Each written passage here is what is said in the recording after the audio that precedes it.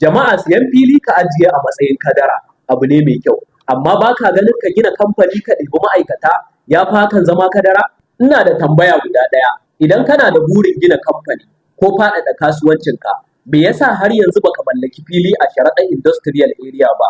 Ka sani babban kuskuren da masu kasuwanci suke yi shine su jira lokacin da suke buƙatar gini kafin ma su fara neman fili, wanda a lokacin farashin filin ma yakan ninka fiye da ma yanda suke tunani.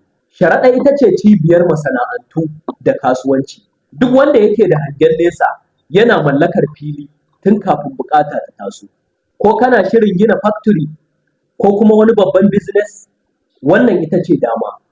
Ka sayi fili a yau. Waɗannan filaye da kake gani, filaye ne muka yanka su a kan tsarin 100 by 50 kowane guda ɗaya.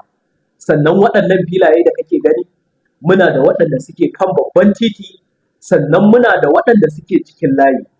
A taƙaice, waɗannan filaye da kake gani suna da location mai kyau. Kar ka jira sai ka ga farashi ya tashi, ka mallaki naka tun yanzu. Idan kana buƙatar wannan fili, ga lambar waya, ka kirawo domin ka mallaki naka. Na gode.